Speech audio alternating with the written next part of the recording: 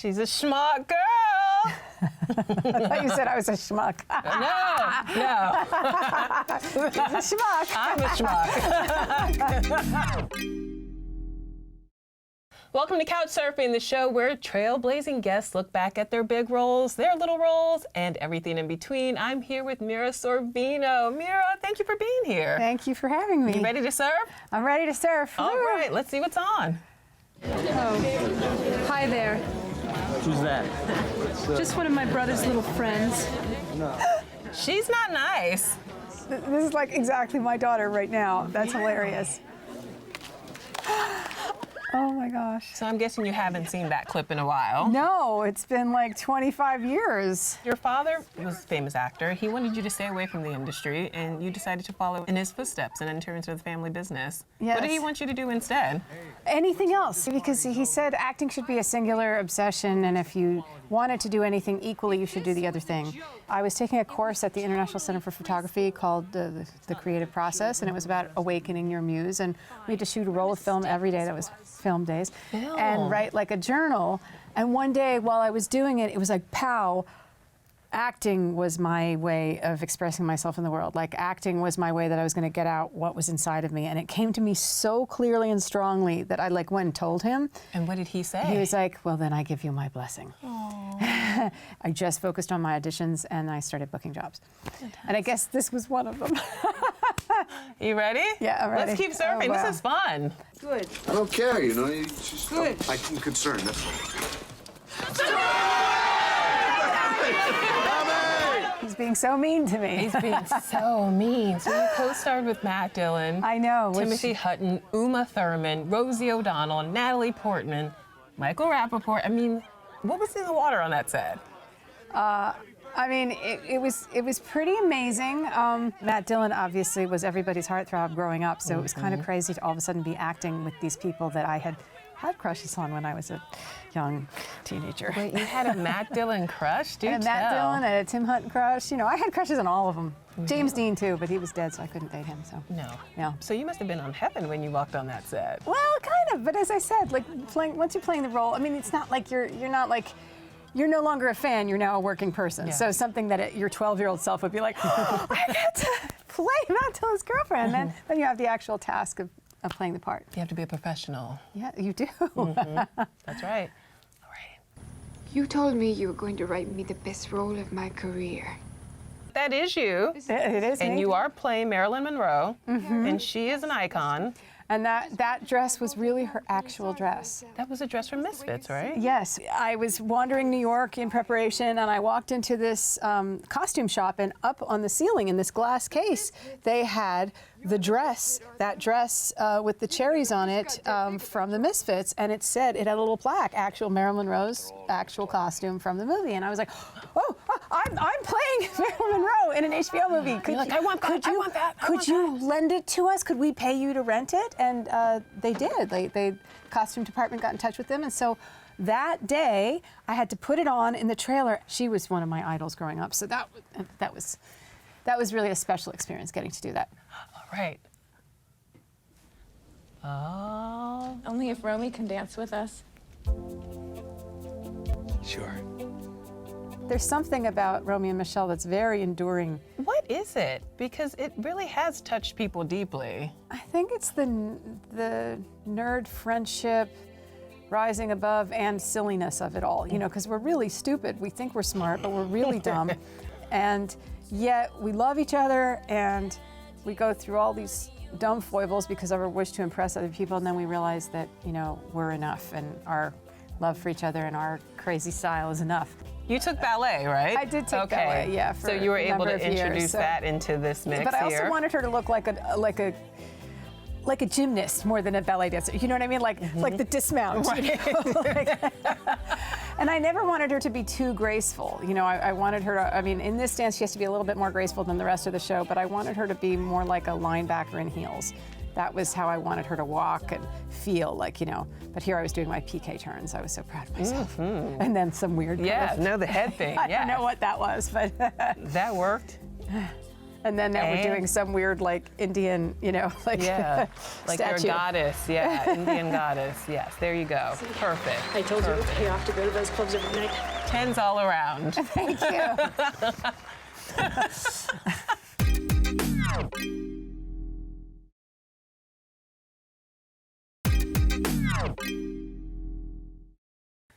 All right.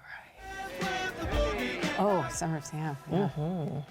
Okay, we rehearsed for these sequences for a month and a half, me and John.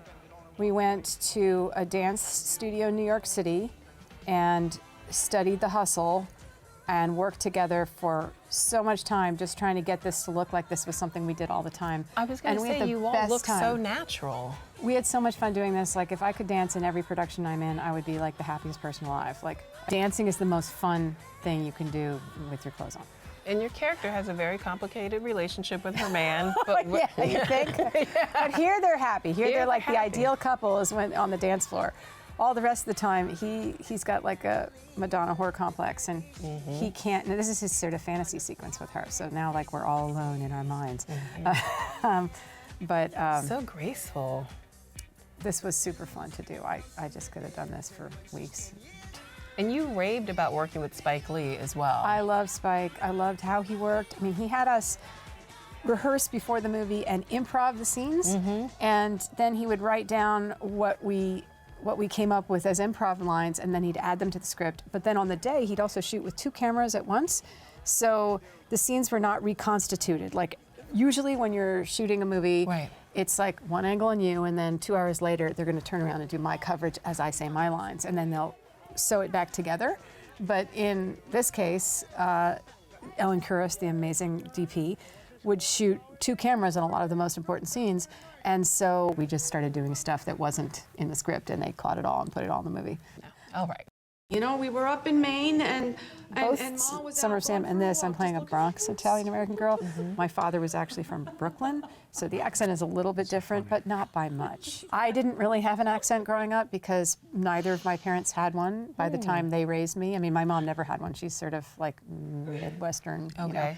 you know, not Italian as far as she knew, although I did 23andMe and found out that my mom is also a part Italian. And Really? she was like, oh, I thought Alina always sounded Italian, because she has like a forebear named Alina Porter, and she always thought that name sounded Italian, but she had no idea. And when my dad married her, the whole family was like, oh, Paulie married an American girl. Paulie married an American girl. Aww. That's so sweet. Yeah, but I love that movie. That's like one of the less funny scenes in it, the more serious ones, but that's Nancy Savoca, who was, you know, the sort of independent world darling in the 90s. She did True Love and Dogfight with Lily Taylor and River Phoenix. So that movie, I'd love people to check out Union Square. I love it. All right. I want to turn NERP into the next Disney, Facebook, Tesla, Botox. It's a world changer. So you're it's a roadmap to kooky the blonde future. actress with a new agey lifestyle website. Based on anyone No, you may okay. know in real life? Okay, so it's. I think the jumping off place for the writers was the situation of Gwyneth Paltrow and Goop, and you see NERP is also my initials, NRP. Hers is GP, right? I don't know if her middle name is Olivia, but you know, whatever.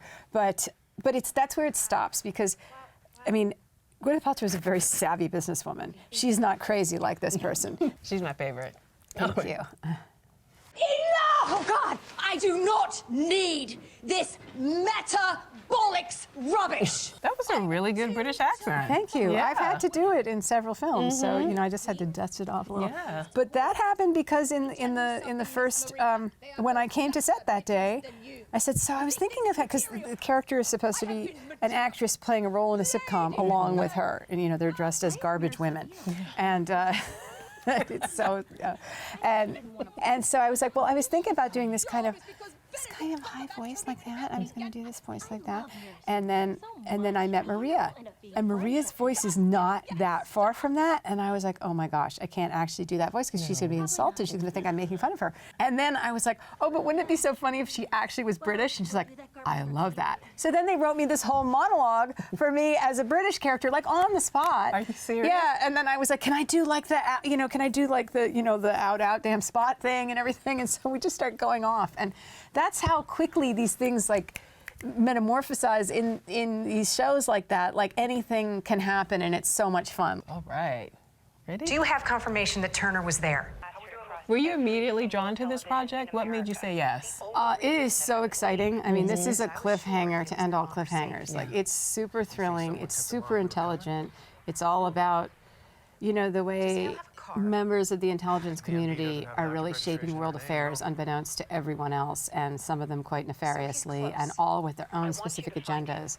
And by the way, you can't count on anyone staying alive. Like all your favorite characters, you have no idea what's going to happen episode to episode. Do you die? I'm not going to say. I can't say anything. No, I can't.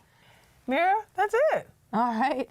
You survived. I survived, yes. Thank you. Kick back and relax. All Thanks right, for surfing thank by, you. Mira. Condor airs Wednesdays at 10 on Audience Network. See you next week on Couch Surfing.